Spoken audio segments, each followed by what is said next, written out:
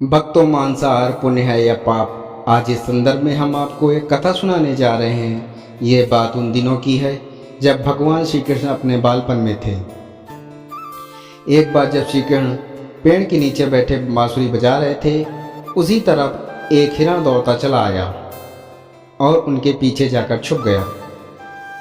वो हिरण बहुत ही घबराया हुआ था। भगवान श्री कृष्ण ने उसके सिर पर हाथ फेरते हुए कहा, क्या हुआ, तुम क्यों छुप रहे हो? उसका पीछा करते हुए एक शिकारी भी वहां आ पहुंचा और बोला, ये मेरा शिकार है, इसे मुझे दे दो, इस पर मेरा अधिकार है। तब भगवान श्री कृष्ण बोले, हर जीवित जीव पर उसका खुद का अधिकार होता है, ना कि किसी का। तब वह शिकारी क्रोध में बोला, ये मेरा शिकार है, इसे मैं पका कर खाऊंगा। तब भगवान श्री कृष्ण बोले, किसी भी जीव को मारकर खाना पाप की श्रेणी में आता है। क्या तुम पाप के भागी बनना चाहते हो? मांसाहार पुण्य है या पाप, क्या तुम धर्म को नहीं जानते? तब वह शिकारी बोला, मैं तुम्हारे जितना शिक्षित तो नहीं कि ये जानूं कि मांसाहार पुण्य है या पाप, पर यह मैं जानता हूं कि जीव को मारकर खाना, इससे कोई हर्ज नहीं। मांसाहार से तो एक जीव को जीव बंधन से मुक्त कर रहा है, फिर क्यों मांसाहार से मना किया जाता है? मांसाहारी होने को क्यों नहीं कहा जाता है? वैसे भी मैं इसको मारकर नीच योनि से मुक्ति दिलाकर पुण्य ही कमा रहा हूँ, फिर इस पर पाबंदी क्यों? इसे तो प्रोत्साहित करना चाहिए। जहाँ तक मैंने सुना है, जीव हत्या तो शास्त्रों में भी बताया गया है। राजा लोग शिकार किया करते थे। ऐसे तमाम तर्क देते हुए श्री कृष्ण से पूछा कि फिर क्यों ये मांसाहार गलत है और पाप की श्रेणी में आता है? आप ही बताएं, मांसाहार पुण्य है या पाप? भगवान श्री कृष्ण समझ गए कि इसकी बुद्धि मांस खाने के कारण तास्मिक हो गई है और उसमें सोचने समझने की बुद्धि भी खो दी है। फिर भगवान श्री कृष्ण बोले, इस अंतहीन विषय पर पहले मैं कोई राय नहीं दूंगा। मेरी इस छोटी सी कथा सुनने के बाद तुम्हें उत्तर देना कि मांसाहार पुण्य है या पाप, तुम्हें मांस खाना है या नहीं। वह शिकारी सोचने लगा, इसमें तो मेरा कोई घाटा नहीं है, इस कथा को सुन ही लेता हूँ, मेरा मनोरंजन भी हो जाएगा और बाद में मुझे इसका मांस भी मिल जाएगा। तो भगवान श्री कृष्ण ने अपनी कथा आरंभ की। एक बार मगध में खाद्य संकट खड़ा हो गया तो अन्न का उत्पादन कम रहा। राजा को चिंता हुई कि यदि इस समस्या का शीघ्र निदान नहीं किया गया तो संरक्षित अनाज कोष भी खत्म हो जाएगा और संकट भीषण हो जाएगा।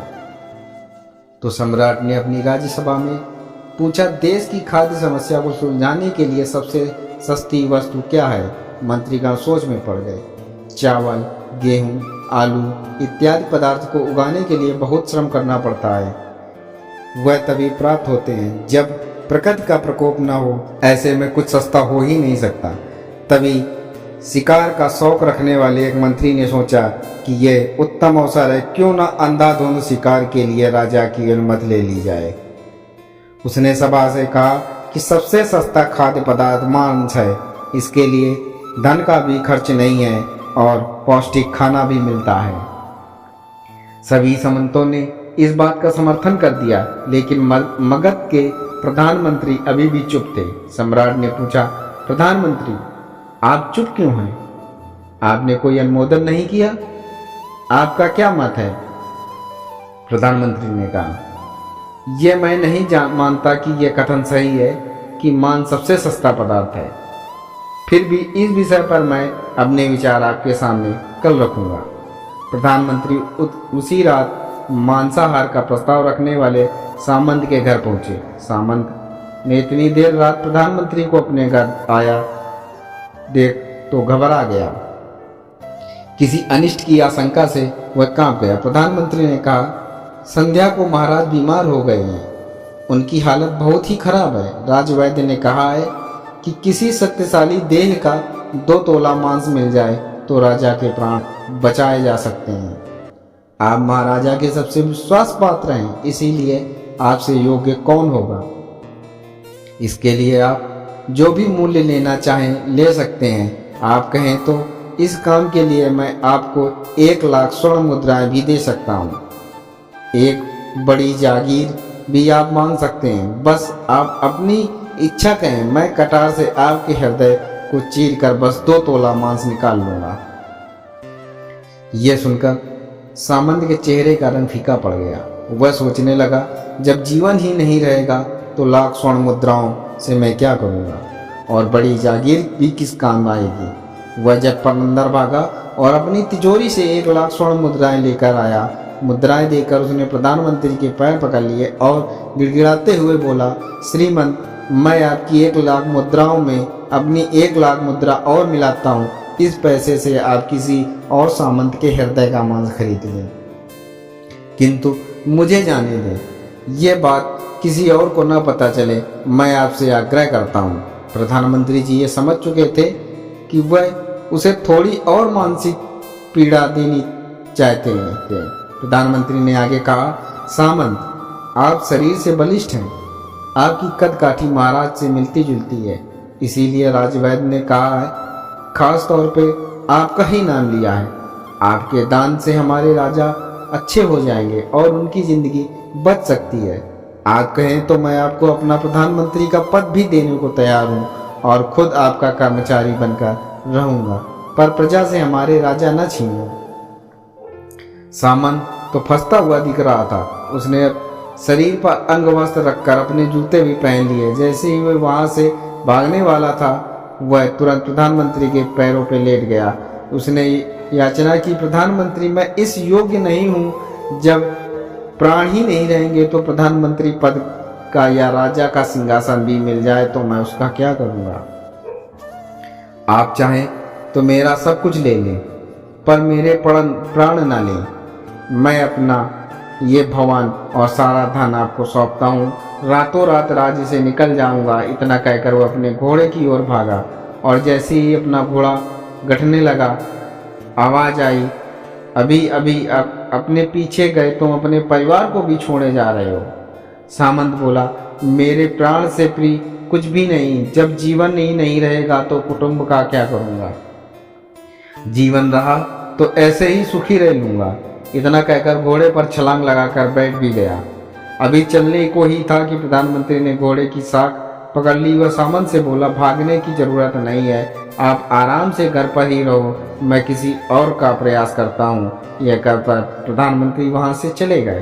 प्रधानमंत्री के वहाँ से जाने पर सामंत के अंदर कुछ जान तो आई, परंतु बेचैनी बनी रही। उसकी नींद खराब हो चुकी थी। मुद्राएं लेकर प्रधानमंत्री बारी बारी से सभी सामंतों के घर पहुंचे और सभी से राजा के लिए हृदय का 2 तोला मांस मांगा, परंतु कोई भी राजी नहीं हुआ। सबने अपने बचाव के लिए प्रधानमंत्री को 1,00,000 और 5,00,000 मुद्राएं तक दे दी। इस प्रकार प्रधानमंत्री ने एक ही रात में करोड़ों स्वर्ण मुद्राएं जमा कर ली। फिर सुबह होने से पहले ही अपने महल पहुंच गया। अगले ही दिन राजा के यहाँ राज्यसभा में सभी सामंत समय से पहले ही पहुंच गए।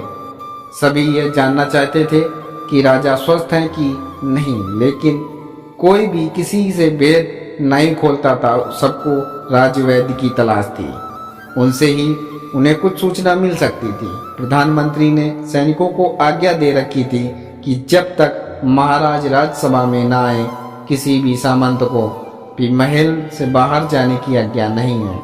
राजा सभा में अपनी चित पर चित गतने आए और अपने सिंहासन पर आकर बैठे। सभी सामंतों ने देखा कि कहीं से भी राजा उन्हें अस्वस्थ नहीं लगे। उन्हें तो कुछ हुआ ही नहीं था। प्रधानमंत्री ने उनसे झूठ बोला और हर सामंत के मन में यही विचार चल रहा था, पर कोई भी किसी और को कुछ भी न बोल रहा था। तभी प्रधानमंत्री ने राजा के पक्ष में 1 करोड़ स्वर्ण मुद्राएं रख दी और राजा ने पूछा कि ये स्वर्ण मुद्राएं किसके लिए हैं और कहाँ से आए। प्रधानमंत्री ने कहा, 2 तोले मांस के लिए इतनी धनराशि जुटाई है, पर मांस ना मिला। अपनी जान बचाने के लिए सामंतों ने ये मुद्राएं दी हैं। अब आप विचार कीजिए कि मांस कितना सस्ता है। राजा को बात समझ में आ गई। उन्होंने प्रजा को अतिरिक्त परिश्रम करने का निवेदन किया और राजा ने अनाज भंडार से अनाज निकालकर श्रमिकों को दान दिया। उन्होंने पौष्टिक सब्जी की खेती का तुरंत आदेश दिया। वह 1 करोड़ शुद्ध मुद्राएं इसी कार्य के लिए श्रमिकों के कल्याण के लिए खर्च की गई। ऐसे साग सब्जी तेजी से उगी, जिससे प्रजा का कल्याण भी हुआ और पौष्टिकता भी मिली। कुछ समय बाद मौसम अनुकूल हुआ और खेती लहलहाने लगी। इसी प्रकार राज्य से खाद्य संकट दूर हुआ। तो मित्रों, जीवन का ये मूल्य भगवान श्री कृष्ण हमें इस कथा के जरिए समझाना चाहते हैं कि हम ये ना भूलें कि जिस तरह हमें अपनी जान प्यारी है, उसी तरह सभी जीवों को अपनी जान प्यारी होती है। अपने दिल से जानिए पराये दिल का हाल।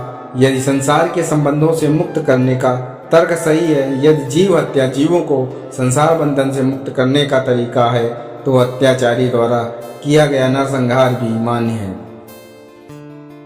वह भी ये तर्क दे सकते हैं कि वह लोग जीवन के कष्ट से आप लोगों को मुक्त कर रहे हैं। अगर उसके लिए वह जीवन बोझ होता तो कभी भी अपनी जान बचाने के लिए संघर्ष नहीं करता, आपसे भागता नहीं। जो आपके सामने असहाय हो जाता है, उसे प्राण गंवाने पड़ते हैं। जिन जीवों को मारकर आप खा रहे हैं, उन्हें तो प्राण बचाने का अवसर भी नहीं मिलता।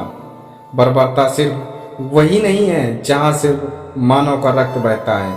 बर्बरता उसे भी कही जाती है जहाँ स्वार्थ के लिए किसी भी जीव की हत्या कर दी जाए। हम अंत समय में जिंदगी भर के पापों के लिए जिंदगी भर सुकर्म करने की कोशिश करते हैं, परंतु हम ये भूल जाते हैं कि जब वह जीव हमारे लिए काटा गया और हमारे लिए तड़पा, उसका श्राप हमें इस जीवन में भी नहीं बल्कि अगले जीवन तक नहीं छोड़ता। परमात्मा से ये ज्ञान पाकर शिकारी परिपूर्ण हो गया और उसे ज्ञान की प्राप्ति हो गई। वह जान गया कि महानता जीवन लेने में नहीं बल्कि जीवन देने में है। शिकारी भगवान के आगे हाथ जोड़कर वहां से चला गया और उसने कसम खा ली कि वह अपने संपूर्ण जीवन में किसी भी को कभी चोट नहीं पहुंचाएगा। तो दोस्तों, कैसे लगी हमारी कहानी? ये कहानी कमेंट जरूर करिएगा। बस इतना ही इस वीडियो में। मिलते हैं अगली वीडियो में। तब तक आप अपना ख्याल रखिएगा। जय श्री कृष्णा, जय श्री राधे राधे।